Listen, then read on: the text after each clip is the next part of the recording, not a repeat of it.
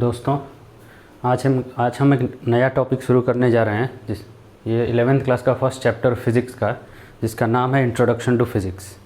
यहाँ हम लोग 4-5 टॉपिक कवर करेंगे, जिसमें कोई भी मैथमेटिक्स नहीं है, लेकिन ये अपने आप में बहुत इंपॉर्टेंट चैप्टर सब है, इंपॉर्टेंट यूनिट सब है। तो इसीलिए ये जानना आपको ज़रूरी है। इसके बाद धीरे धीरे हम लोग मैथमेटिकल कॉम्प्लेक्सिटीज़ बढ़ाने लगेंगे, तब आगे आगे चैप्टर हम लोग करने का कोशिश करेंगे। तो सबसे पहले हमारा है इंट्रोडक्शन।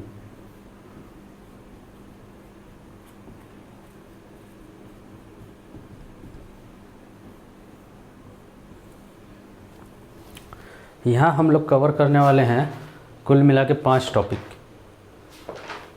बहुत छोटा छोटा है, लेकिन काफ़ी ज़रूरी टॉपिक्स हैं। पहले हम यहाँ कवर करेंगे what is physics.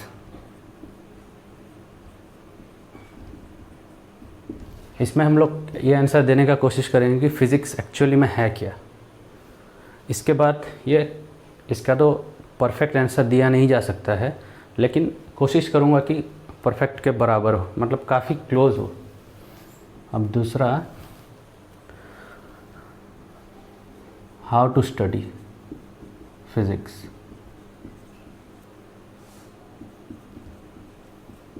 I mean what is the approach.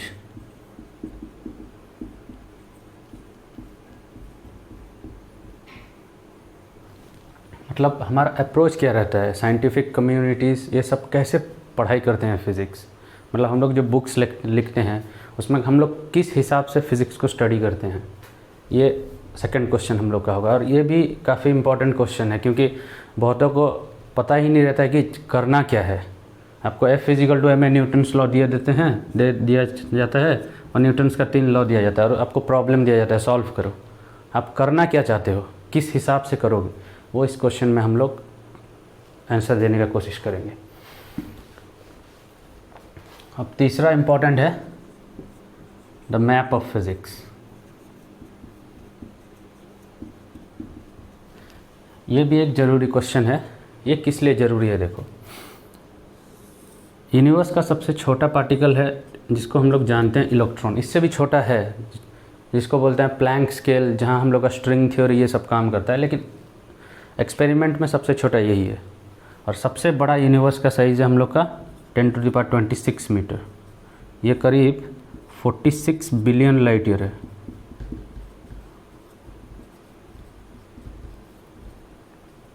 इतना लंबा लेंथ को ट्रैवल करने में लाइट को 46 बिलियन ईयर लग जाता है। 46 बिलियन मतलब 46 में 9 ज़ीरोस, इतना ईयर लग जाता है इतना लेंथ को ट्रैवल करने में, जो कि 1 सेकंड में 3 लाख किलोमीटर्स के स्पीड में जाता है। तो ये बहुत लंबा डिस्टेंस है। तो ये इतना छोटा से इतना लंबा। और हम लोग का क्या है, हम लोग फिज़िक्स यहाँ से लेके यहाँ तक डील करता है, हर एक लेंथ स्केल में काम करता है फिज़िक्स। लेकिन प्रॉब्लम ये है कि इतना छोटा लेंथ स्केल में, मतलब एटॉमिक स्केल जिसको बोलते हैं, वहाँ पे जो फिज़िक्स काम करता होगा, ऐसा कोई ज़रूरी नहीं है कि ये बड़ा, यहाँ बहुत बड़ा बड़ा पार्टिकल जैसे स्टार, गैलेक्सीज, जैसे ब्लैक होल, यहाँ भी काम करता होगा वो फिज़िक्स। ऐसा नहीं होता है। हम लोग जनरली कहाँ देखते हैं, आप सोच लो, सबसे छोटा देख सकते हो 0.1 mm से लेकर, सोच लो, मान लो कि आप 1000 किलोमीटर तक भी देख सकते हो। तो 1000 किलोमीटर होता है 10⁻6 मीटर। 0.1 mm को मैं अगर मीटर में लिखूँ तो ये 10⁻⁻4 मीटर होगा टू 10⁻6 मीटर। आप देख सकते हैं ये आपका रेंज है। यहाँ कहीं बीच में छोटा सा रेंज है, ये इतना बड़ा भी नहीं है। आप बस इतना ही देख सकते हो, उससे छोटा पार्टिकल्स आप देख नहीं सकते। जबकि -4 और -17 कितना दूर है, और 10⁻6 तक आप देख सकते हो, और उससे बड़ा आगे देख नहीं सकते। आप देख सकते हो, लेकिन कुछ फील नहीं कर सकते आप इतना। तो यहाँ भी कितना सारा रेंज बचा हुआ है। तो मोस्ट ऑफ द रेंज में हम लोग देख ही नहीं पाते हैं, हम लोग कुछ कर नहीं पाते हैं। तो यहाँ जो फिज़िक्स काम करता है, जिसका नाम है न्यूटोनियन मैकेनिक्स, जो हम लोग पढ़ेंगे, वो ज़रूरी नहीं है कि इस स्केल पे भी काम करेगा, यहाँ भी काम करेगा, नहीं, कोई ज़रूरी नहीं है। क्योंकि हम लोग बस इतना छोटा सा रेंज में ही हम लोग का कॉमन सेंस बना हुआ है। हम लोग जो देखते हैं चारों ओर, वहाँ न्यूटोनियन मैकेनिक्स होल्ड करता है। और एक्चुअली ये सब जगह पे होल्ड नहीं करता। जब तुम बहुत छोटा है पार्टिकल्स के पास चल जाओगे, तो वहाँ क्वांटम मैकेनिक्स नाम का एक फ़िज़िक्स आ जाता है, जो डोमिनेंट हो जाता है। और जब तुम बहुत बड़ा बड़ा पार्टिकल्स के पास जाने लगोगे तो वहाँ जनरल थ्योरी ऑफ रिलेटिविटी, जिसको बोलते हैं GTR, ये actually special theory of relativity होना चाहिए, लेकिन वो सब ज़रूरी नहीं है, हम लोग इस पर डील नहीं करने वाले हैं, या आइंस्टाइन ने निकाला था। तो हम लोग का मेन फोकस इसमें है, लेकिन आपको पता होना चाहिए कि फ़िज़िक्स का कितना ब्रॉड है, उसका एरिया क्या क्या कवर करता है। तो वो हम लोग पढ़ेंगे मैप ऑफ फिज़िक्स में। इससे आपको एक बैकग्राउंड मिलेगा कि क्या क्या चीज़ है फ़िज़िक्स में, कितना वास्ट है। और चौथा है यूनिट्स एंड डायमेंशन।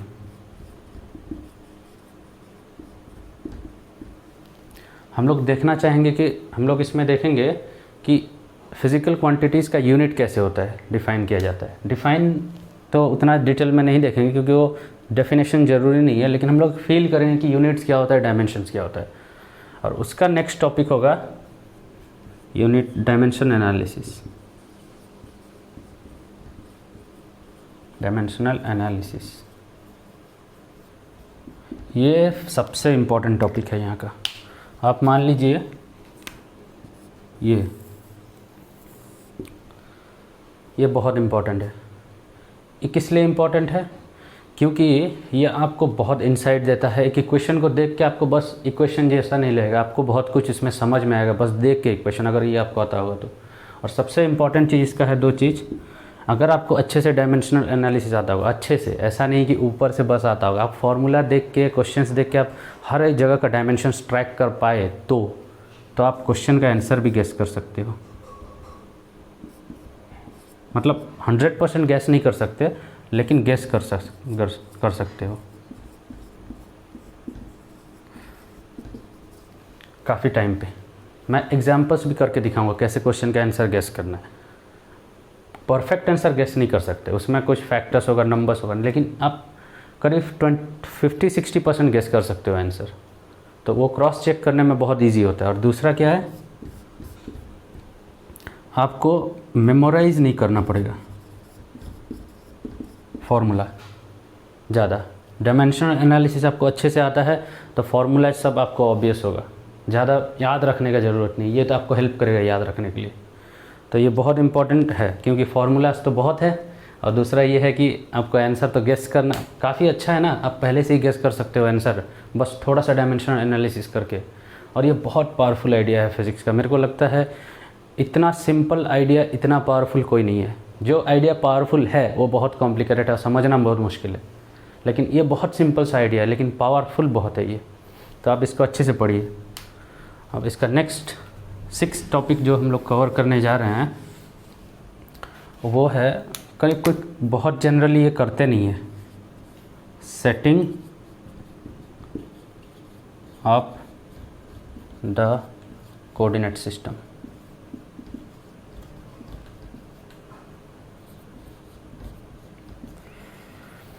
ये एक टॉपिक है जो कवर किया नहीं जाता है न्यूटोनियन मैकेनिक्स में।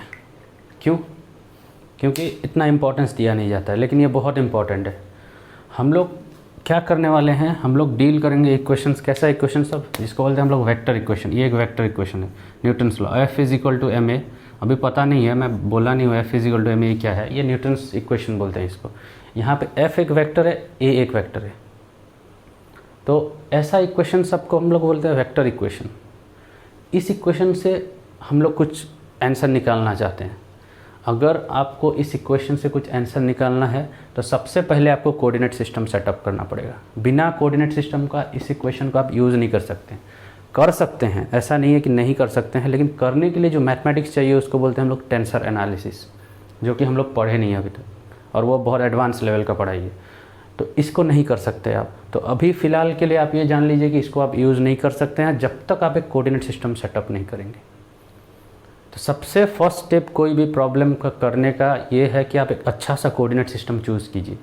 क्या क्या फ्रीडम है चूज़ करने का वो मैं सब बताऊंगा, कैसे आप सिलेक्ट करेंगे, क्या करेंगे, कैसे नहीं।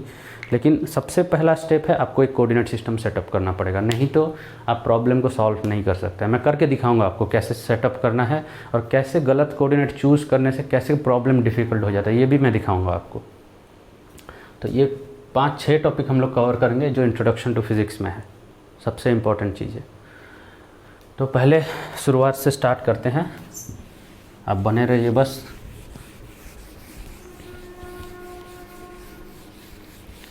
फर्स्ट है व्हाट इज़ फिज़िक्स। इसका आंसर बहुत सिंपल है, फिज़िक्स है द स्टडी ऑफ नेचर।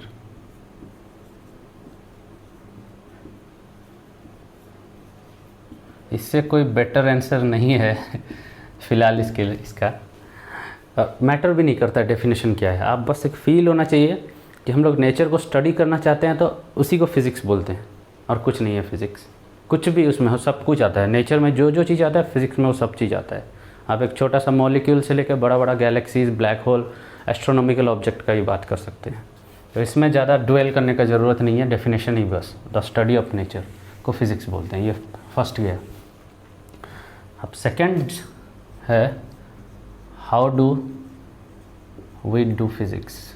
हाँ, ये इम्पोर्टेंट है,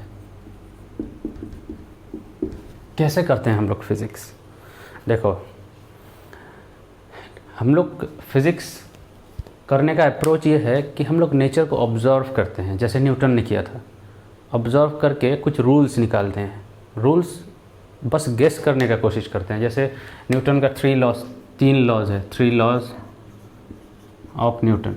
ये कहीं से डिराइव नहीं किया गया है, आप इसको डिराइव नहीं कर सकते हैं कहीं से जाके मैथमेटिक्स बुक्स ऐसे डिराइव न्यूटन्स लॉ, ऐसा नहीं हो सकता है। ये न्यूटन साहब ने बस गेस करके बोला था। नेचर कैसे गेस किए थे, नेचर को ऑब्जर्व किए थे, धीरे धीरे देखे थे नेचर कैसे कर रहा है, क्या कर रहा है, और वहाँ से ये ऑब्जर्व करके रखे थे वो कि नेचर कैसे बिहेव करता है, क्या क्या करता है, और उससे वो 3 लॉ लिखे, जो लॉज को बोलते हैं हम न्यूटन्स 3 लॉज। इसको कोई पोस्टुलेट्स भी बोलते हैं।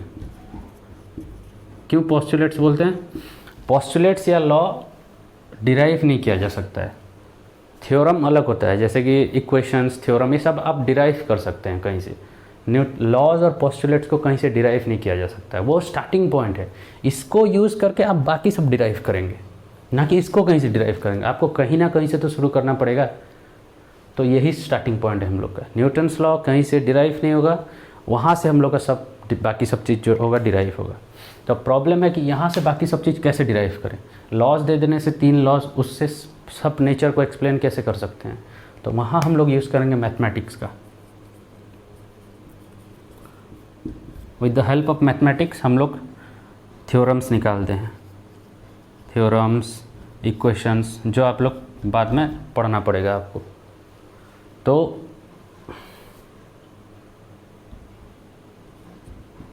तो मैथमेटिक्स का ज़रूरत बहुत ज़्यादा है। आप अगर न्यूटन्स का 3 लॉ बस पता है आपको और मैथ्स नहीं पता है तो बस उसी 3 लॉ से आप कुछ खुश रहो और कुछ नहीं कर सकते। तो मैथ्स बहुत ज़रूरी है, हमारा लैंग्वेज ही मैथ्स है। और नेचर का लॉज सब मैथमेटिकल है, इसका कुछ आंसर नहीं है क्यों है, बस है, वैसा ही है। नेचर का रूल्स मैथमेटिकल है, तो आपको मैथमेटिक्स अच्छे से आना चाहिए। लॉज सब मैथमेटिकल ही लिखा जाता है, तो आपको मैथमेटिक्स अच्छे से आना चाहिए ताकि आप फिज़िक्स में अच्छे हो सके।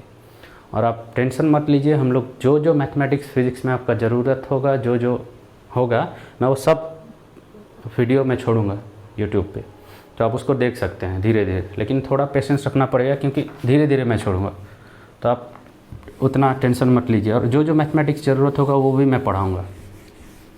तो फिज़िक्स हम लोग कैसे करते हैं, तो ये शॉर्ट पे ये है कि गेस द रूल्स जिसको हम लोग बोलते हैं laws, then with the help of maths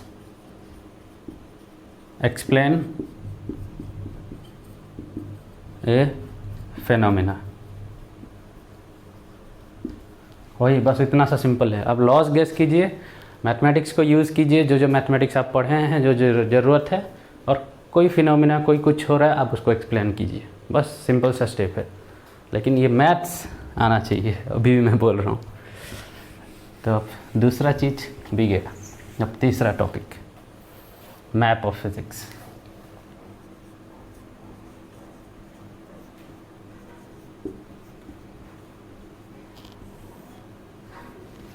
अब मैप क्या है, मैं जैसे बोला था, इसको देख के आपको पता चल सकता है कि फ़िज़िक्स कितना ब्रॉड है, क्या क्या चीज़ है, कैसे है, सब कुछ है। तो फिज़िक्स 3 भाग में डिवाइडेड है। एक है हम लोग जिसको बोलते हैं न्यूटोनियन मैकेनिक्स, एक है क्वांटम मैकेनिक्स और एक है स्पेशल थ्योरी ऑफ रिलेटिविटी। ये आइंस्टाइन ने निकाला था 1996 में, इसके लिए वो बहुत फेमस है। तो देखो, हम लोग जो कॉमन सेंस हम लोग ये बहुत इम्पॉर्टेंट है रियलाइज़ करना कि आपका कॉमन सेंस आपको धोखा दे सकता है। फिज़िक्स में ऐसा अक्सर होता है, बहुत ज़्यादा टाइम होता है।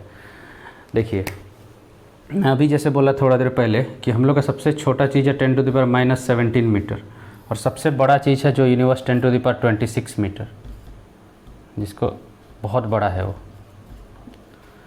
यहाँ पे सबसे छोटा पार्टिकल सब हम लोग कभी देखे ही नहीं है, क्योंकि हम लोग सबसे छोटा देख सकते हैं कुछ 10⁻⁻4 मीटर तक। यहाँ से बहुत छोटा है, -17 और 4 में कितना डिफरेंस है, वो भी पावर में है। तो यहाँ पे इतना छोटा छोटा पार्टिकल कैसे बिहेव करता है उसको हमको कभी देखे ही नहीं है, ना ही हमको कभी पता चलेगा, देख के पता नहीं चल सकता है। तो इस जगह पे जो फिज़िक्स काम करता है वो ज़रूरी नहीं कि इस जगह का होगा, मैं वही बोलना चाह रहा हूँ बस। यहाँ हम लोग का 10⁻4 से अराउंड 1000-2000 किलोमीटर्स, जिसको बोलते हैं 10⁻4 मीटर अराउंड, 10⁻6 मीटर अराउंड, हम लोग का न्यूटोनियन मैकेनिक्स काम करता है। तो ये जो सब एटॉमिक लेवल है जहाँ इलेक्ट्रॉन्स प्रोटॉन्स वो सब होते हैं, वहाँ आप न्यूटोनियन मैकेनिक्स यूज़ करोगे तो आंसर सब आपको गलत मिलेगा। वहाँ जो फिज़िक्स यूज़ होता है उसको क्वांटम मैकेनिक्स बोलते हैं। तो ये स्मॉल पार्टिकल्स के लिए है।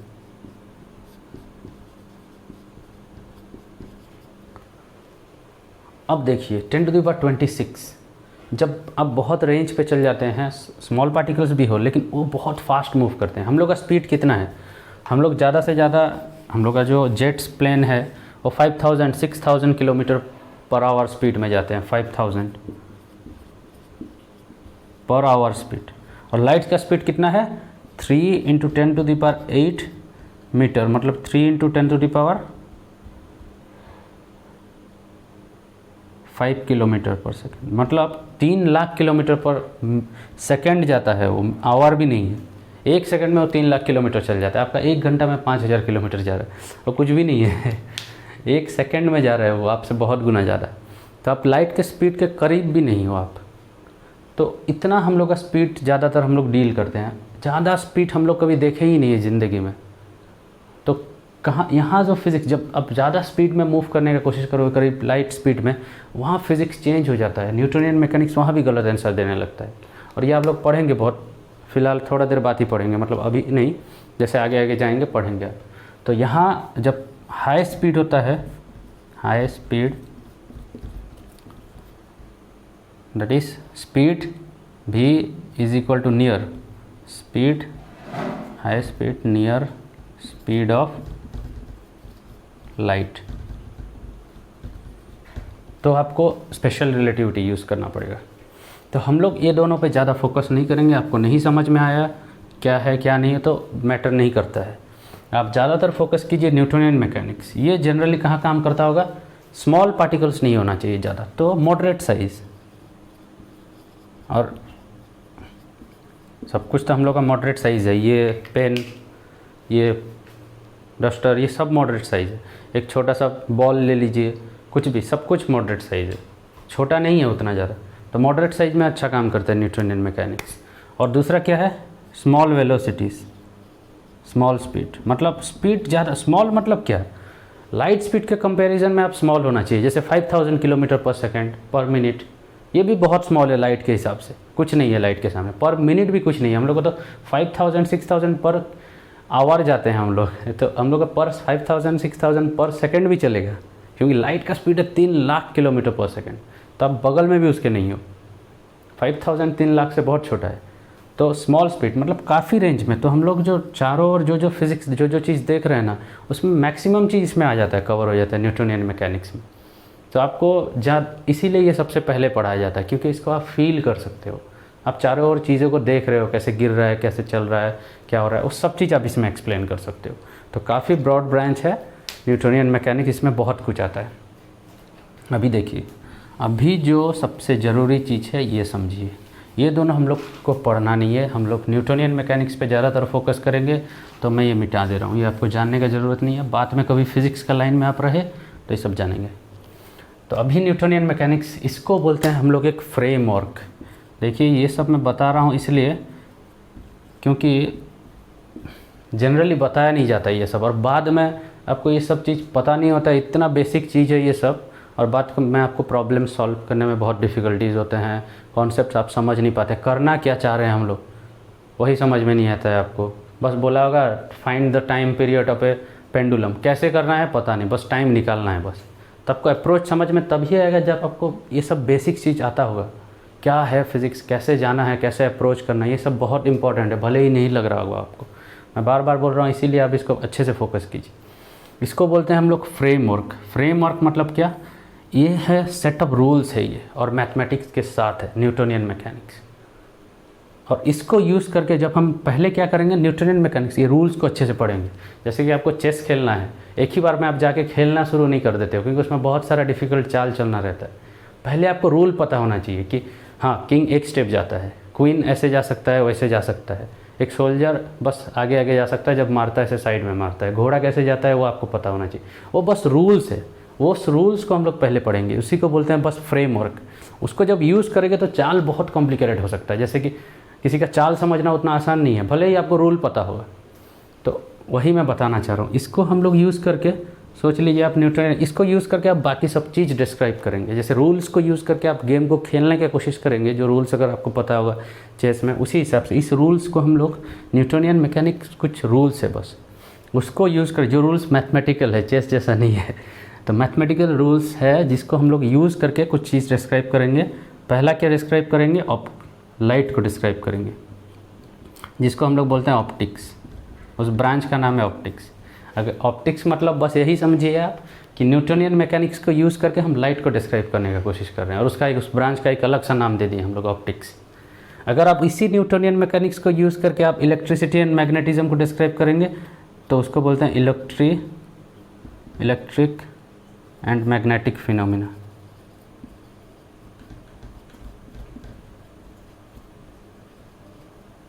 तो इसका क्या मतलब है, इलेक्ट्रिक एंड मैग्नेटिक फिनोमिनास को आप न्यूटोनियन मैकेनिक्स यूज़ करके डिस्क्राइब कीजिए, उसको एक अलग सा नाम देते हैं। जैसे कि आप ग्रेविटी, इसको एक्चुअली बोलते हैं न्यूटोनियन ग्रेविटी। उसका मतलब क्या है, आप न्यूटोनियन मैकेनिक्स का सेट ऑफ रूल्स कीजिए और ग्रेविटी को एक्सप्लेन करने की कोशिश कीजिए। ये सब करेंगे हम, पहले न्यूटोनियन मैकेनिक्स सीखेंगे। देखिए ये सब को एक्सप्लेन करने के लिए आपको पहले न्यूटोनियन मैकेनिक्स क्या है सीखना पड़ेगा। तो पहले कुछ टाइम हम लोग इसमें फोकस करेंगे, न्यूटोनियन मैकेनिक्स, ये फ्रेमवर्क को सीखने में, ये रूल्स को, क्योंकि ये रूल्स भी इतना आसान नहीं है चेस जैसा मैं आपको एक दिन में बोल दूँ। ये मैथमेटिकल रूल्स सब है और बहुत सारा मैथमेटिक्स है इसमें, तो आपको मज़ा भी आएगा अगर आप थोड़ा इंटरेस्ट लेंगे तो। और मैं आपको कोशिश भी करूँगा कि आपको बहुत अच्छा लगे ये टॉपिक सब, बहुत इंटरेस्टिंग टॉपिक है। बस आपको थोड़ा प्रॉब्लम यही है कि व्यूज़ बहुत अच्छा होता है, पहाड़ के ऊपर जाके आप देखेंगे तो लोग इसीलिए एवरेस्ट चढ़ते हैं। लेकिन क्या है प्रॉब्लम कि वो जो ट्रैक बहुत डिफ़िकल्ट है, यही यहाँ का मैथमेटिक्स डिफ़िकल्ट है। लेकिन ये व्यूज सब आप जब मैथमेटिक्स कम्प्लीटली समझ जाओगे, आपको इतना अच्छा लगेगा वो चीज़ देखने में। आप देख रहे हो इक्वेशन का, आप फील कर पा रहे हो वो इक्वेशन क्या बोल रहा है, तो आप बस बने रहिए, वो सब हो जाएगा धीरे धीरे, टाइम लगता है उसमें। तो हम लोग क्या करेंगे, न्यूटोनियन मैकेनिक्स यूज़ करके कभी लाइट को एक्सप्लेन करने की कोशिश करेंगे, जिसको नाम दे देंगे ऑप्टिक्स। कभी इलेक्ट्रिसिटी एंड मैग्नेटिक फिनोमिना को एक्सप्लेन करेंगे, उसका नाम इलेक्ट्रोमैग्नेटिक फिनोमिना। और कभी ग्रेविटी को एक्सप्लेन करने की कोशिश करेंगे वही न्यूटोनियन मैकेनिक्स यूज़ करके, और उसका नाम दे देंगे हम लोग न्यूटोनियन ग्रेविटी। खाली ग्रेविटी में लिख दिया हूँ, लेकिन न्यूटोनियन ग्रेविटी बोलते हैं हम लोग इसको। तो यही हम लोग का ऑब्जेक्टिव है। तो सबसे पहले हम लोग का ऑब्जेक्टिव होना चाहिए इसको समझना, न्यूटोनियन फ्रेमवर्क क्या है, रूल्स क्या है नेचर का। तो ये थर्ड टॉपिक गया। तो हम लोग ये सब धीरे धीरे हम लोग कवर करेंगे, और ब्रॉड में कैसे, मैं जब न्यूटोनियन मैकेनिक्स आपको पढ़ाऊँगा तो ये आगे मैं सब कवर करने वाला हूँ। होल 11th क्लास का सीरीज़ पूरा वीडियो छोड़ूंगा, तो आप उसमें देख सकते हैं धीरे धीरे कैसे हम लोग आगे जाएंगे। ये सब बेसिक चीज़ें हैं। अभी चौथा चीज़ क्या है हम लोग का, यूनिट्स एंड डायमेंशंस। ये एक चीज़ है जिसको आपको अप्रिशिएट करने में बहुत टाइम लग जाएगा। 4 है यूनिट्स एंड डायमेंशंस। ये धीरे धीरे टाइम लगेगा आपको समझने में क्या हो रहा है। देखिए यूनिट्स का मतलब है कि कुछ चीज़ मेज़र करने के लिए आपको कुछ बेस यूनिट चाहिए। जैसे कि मैं एक चीज़ आपको एक एग्जांपल दे रहा हूँ, कोई आपको बोले कि is 2 metre is equal to 3 second, मतलब ये क्वेश्चन मार्क है या नहीं, 2 सेकेंड मान लीजिए, 2 metre is equal to 3 second. ये आपको कोई एक सवाल पूछा और एक सवाल पूछा, which one is greater, 2 metre और 3 सेकेंड, कौन सा बड़ा है? तो आप सोचने पे मजबूर हो जाएगी, ये दोनों एक्चुअली, यहाँ 2 दिख रहा है, यहाँ 2 दिख रहा है, ये दोनों एक्चुअली है इक्वल है क्या? नहीं है, क्योंकि ये एक लेंथ है, ये एक सेकंड है, इसका कंपैरिजन ही नहीं बनता है। इक्वल क्या मतलब? इक्वल मतलब दोनों आप कंपेयर करने की कोशिश कर रहे हैं। कंपेयर किसको किया जाता है? दो सिमिलर चीज़ों को कंपेयर किया जा सकता है, डिसिमिलर चीज़ों को आप नहीं कंपेयर कर सकते हो। तो इसका मतलब इसका कंपैरिजन बनता ही नहीं है, इसका कुछ मतलब ही नहीं है। 2 metre is equal to 2 second, यहाँ नंबर सेम होने से क्या होता है? कुछ नहीं होता है। तो आपको यूनिट्स का भी ध्यान रखना पड़ेगा, इसका यूनिट्स अलग है, इसका यूनिट्स अलग है। जैसे यहाँ पे 2 मीटर बड़ा है या 3 सेकंड बड़ा है, 3 सेकंड यहाँ नंबर देख के आप 3 सेकंड बड़ा है मत बोल दीजिएगा। बस इसका आंसर ये है कि इन दोनों कोई कंपैरिजन ही नहीं है, ये बड़ा है कि ये बड़ा है मेरे को नहीं पता है। क्यों नहीं पता? क्योंकि इन दोनों का कोई कंपेयर, दोनों डिफरेंट चीज़ है, आप कैसे कंपेयर कर सकते हो? कंप्लीटली डिफरेंट चीज़ें। तो कोई बड़ा नहीं है कोई छोटा नहीं, ये अलग चीज़ है, ये एक अलग चीज़ है। मैं ये क्यों बोल रहा हूँ? क्योंकि इनका यूनिट्स अलग है। तो आपको यूनिट्स बहुत ट्रैक रखना पड़ेगा। आप किस लिए ट्रैक रखना पड़ेगा? क्योंकि अगर ट्रैक नहीं रखे तो कहीं बीच में आप ऐसा इक्वेशन एक लिख बैठोगे, 2 metre is equal to 2 second, और आपको फील नहीं होगा कि आप लिख दिए हो। सबसे बड़ा प्रॉब्लम यही है। तो मैं आपको बताऊंगा कि कैसे ऐसे इक्वेशंस नहीं लिखना है। इसका कुछ मतलब फिज़िक्स में कहीं भी आपको ऐसा इक्वेशंस दिख रहा है तो आप खड़े होकर वहीं पे बोलिए ये गलत है। इसके लिए कोई बेसिक नॉलेज नहीं चाहिए, ऐसा मतलब ही नहीं बनता है ये चीज़ का। कहीं भी नहीं लिखेगा आपको, कहीं भी। आज तक आप स्ट्रिंग थ्योरी तक चल जाइए, जो सबसे अभी रिसेंट डेवलपमेंट चल रहा है, कहीं नहीं दिखेगा आपको एक ऐसा इक्वेशन जहाँ लेफ्ट साइड का यूनिट अलग है, राइट साइड का यूनिट अलग है। इसको और एक वर्ड में बोल सकते हैं, लेफ्ट साइड का डायमेंशन अलग है, राइट साइड का डायमेंशन अलग है। ऐसा कुछ नहीं है, कहीं नहीं दिखेगा आपको। तो यह बहुत ज़रूरी है, ऐसा चीज़ नहीं लिखे आप, क्योंकि गलती नहीं करना भी बहुत मुश्किल है, गलती हो जाता है। तो इसीलिए मैं बोल रहा हूँ कि ऐसा चीज़ अगर नहीं लिखना है आपको, तो आपको ये यूनिट्स एंड डायमेंशंस बहुत अच्छे से आना चाहिए। हो गया?